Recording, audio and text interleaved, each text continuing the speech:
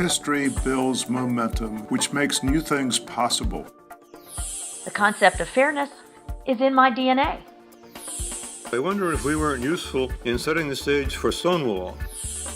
My experience has been unbelievably, blessedly successful. Imagine our amazement that 2 out gay men had been awarded the association's highest honor. And I kept noticing I just wasn't seeing a lot of women represented. They simply don't view sexual orientation with the same kind of hang-ups. We were getting congratulatory calls and messages from the U.S. and all around the world. The secret is to make the issue personal. Voices of Equality. Presenting the Outstanding Virginians for 2014.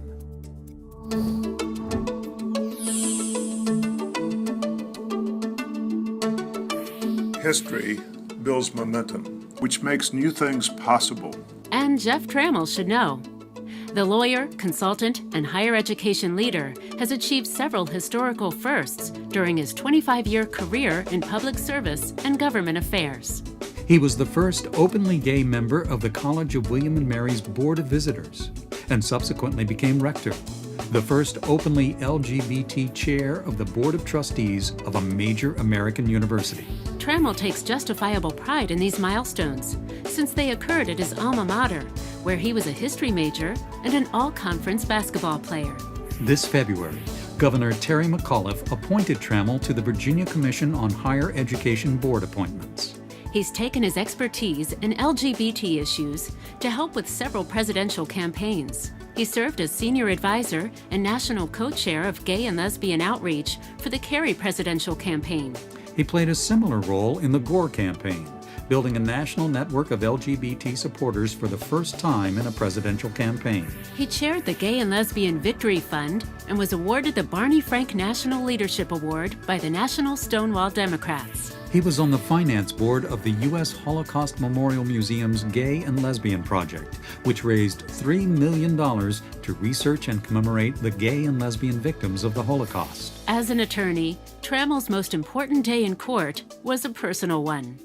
In October 2013, he and his partner of 36 years, Stuart Sirkin, were married at the Supreme Court by retired Supreme Court Justice Sandra Day O'Connor.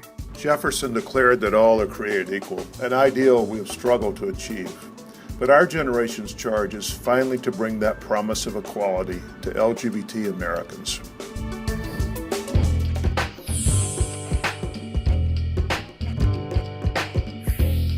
Greta Harris had spent the last 7 years traveling all over the country as a national officer with LISC, an umbrella organization for housing and community development organizations. She returned to Central Virginia 6 months ago as president and CEO of the region's largest housing nonprofit, the Richmond-based Better Housing Coalition. The Danville native studied architecture at Virginia Tech and Columbia University before working at firms in New York, Princeton, and Philadelphia. She was on course to become a successful architect urban planner when in 1989 she landed a job at a nonprofit that helped to rebuild economically challenged neighborhoods. Thus began a 30-year career in which she has helped deliver more than $250 million of quality housing and community facilities all over the country. When Harris decided to acknowledge being gay in the early 90s, she worried about whether her disclosure would harm her relationships and fundraising prospects. If you go by what you read in the paper, you'd think Virginia wasn't a very progressive place. Yet, she took a leap of faith and trusted the people in her world to accept her for who she is. My experience has been unbelievably, blessedly successful. Now she and Yvette Roots, her partner of over 10 years, are looking forward to the day when they might be able to marry in Virginia. Harris doesn't see a benefit in getting married out of state if the marriage is not recognized here. We've twisted ourselves into a pretzel within the confines of current state laws to give each other protections. What we need is marriage equality where we live.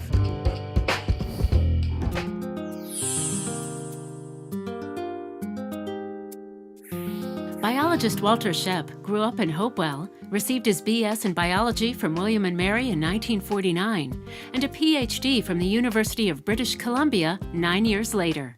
After serving in Germany in Army intelligence, Shep held teaching posts at Vassar, the University of Buffalo, and the University of Zambia before settling into tenure at the University of Akron. Dr. Walter Shep began his foray into the gay liberation movement in 1959, making him an early pioneer. He was a card-carrying member of the Mattachine Society, one of the earliest homophile organizations. Later organizations were more active and produced more, but I wonder if we weren't useful in setting the stage for Stonewall. In the 1970s, Dr. Shep was an activist member of the Gay Academic Union, which opposed discrimination in schools and universities. During their annual conferences in 1974 and 75, he presented an academic gay Bill of Rights, focusing on the rights of sexual minorities. Things were clearly changing. Students felt comfortable coming out. Back in Akron, he helped found the LGBT Union at the University of Akron and served as its first advisor. Dr. Shep crafted resolutions and worked to protect the rights of gays and lesbians within several professional organizations. Even after retiring, he maintained an office at the University of Akron until his move back to Richmond in 2008. He authored a history book, First Man West, and in some ways, Dr. Shep could be considered one of the early authors of the LGBT movement.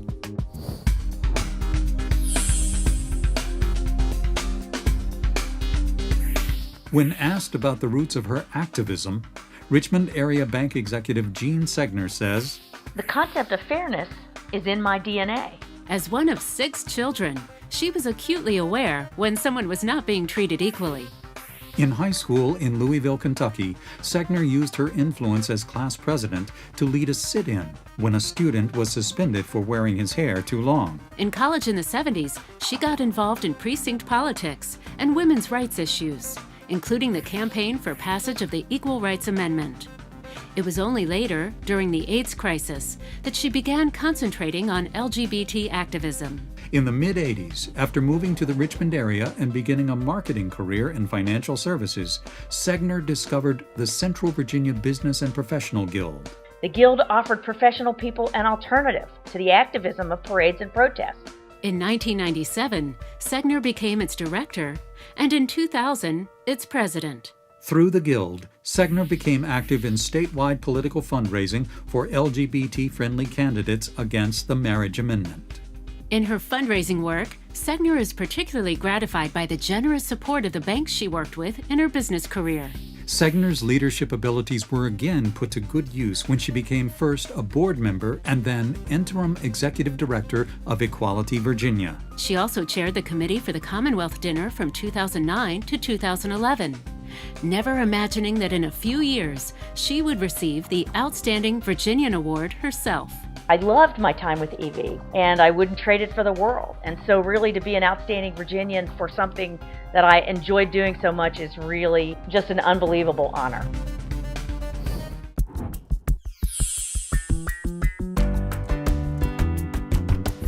It's not a surprise that psychotherapist Donnie Connor's story begins in his childhood. He knew he was different by age 5 or 6, but had to leave his small Halifax County hometown to discover other young men like himself. He came out while a freshman at Virginia Commonwealth University and helped build the community he had long been looking for. In the mid-'80s, Connor used his credentials to address the mental health needs of Richmond's gay community. He and 2 partners formed Commonwealth Professional Services as a self-identified gay practice. In 3 weeks, they were fully booked. In 1989, Dr. Connor and his professional partner, Stephen Lenton, were nominated for the American Counseling Association's Humanitarian Award. We were shocked. Imagine our amazement that 2 out gay men had been awarded the association's highest honor. Around the same time, Dr. Connor helped launch the Richmond AIDS Information Network and began seeing patients at the fledgling Fan-Free Clinic.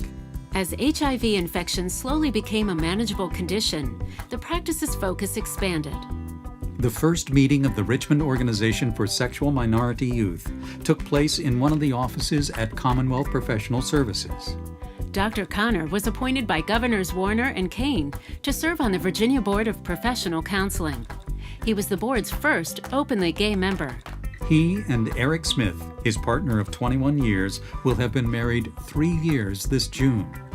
For Donnie Connor, the times have changed for his counseling work as well.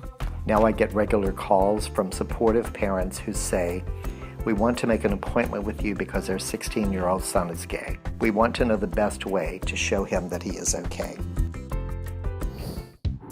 This is the second year that the Outstanding Virginian Awards have included allies who support LGBT equality. Virginia Organizing brings unrelated people in a community together and asks them, "What's your passion? What's important to you?"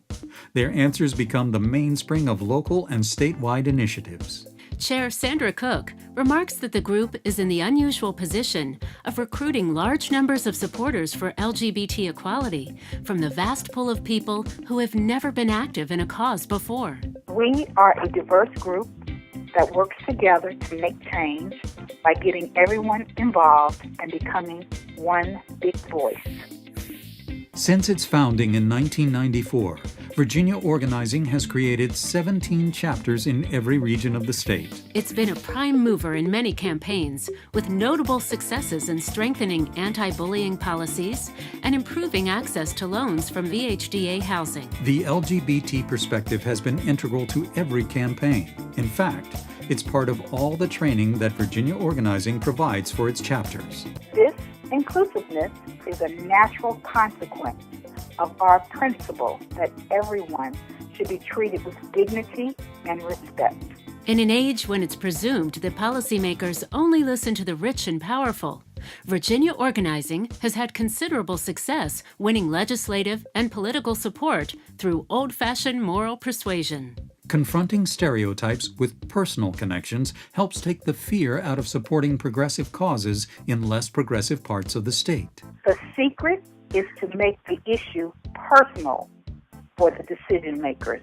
Through this approach, both policymakers and first-time activists find new courage to bring about change.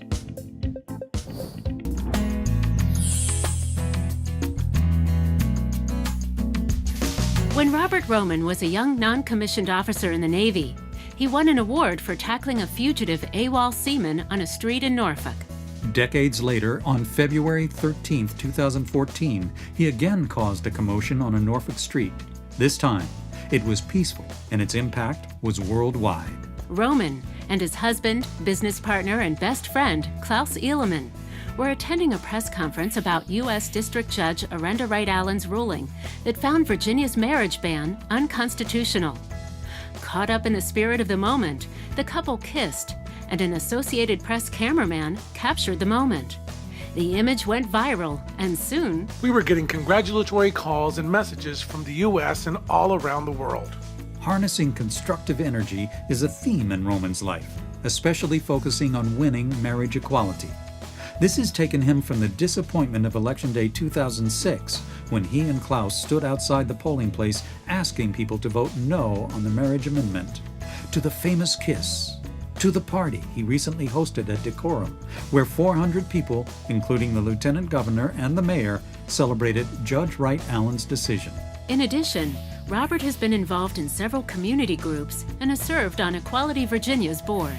Roman takes special pride when young people enter Decorum, the furniture stores that he and Klaus own. Some say it feels like a safe haven, and that he and Klaus are an inspiration to them. If I can leave you with one message, it would be to marry your best friend. It makes fighting for marriage equality a lot easier.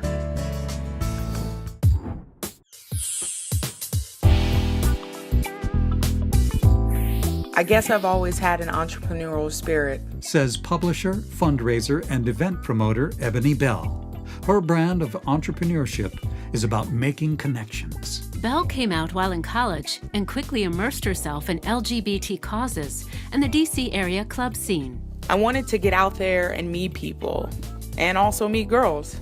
Noticing that many lesbians were looking for an elegant night out, she organized a second chance prom, which was attended by 200 women and raised money to help women with HIV/AIDS. But she envisioned something more and created the Capital Queer Prom in 2007. Since then, the annual event has given thousands of LGBT couples the prom they should have had years ago and raised tens of thousands of dollars for local charities. She also got involved as a volunteer with Capital Pride, where she became a co-chair for marketing and communications. The gala events soon attracted over 2,000 women and raised more than $10,000 every year. This year's Outstanding Virginian is just the latest of several honors she's already received. About 2 years ago, Bell spotted another void to fill. I was thinking about all the great LGBT-oriented publications in the Metro DC area, and I noticed I wasn't seeing a lot of women represented. Her next venture was TAG, as in Tag, You're It, a print magazine that debuted in September 2012. The free bi-monthly publication has been going strong ever since. Bell isn't content to sit still. She's already working on her next big idea. If I could just make a difference in our community and be able to say that I left a mark and I made a difference in somebody's life, then I've done my job.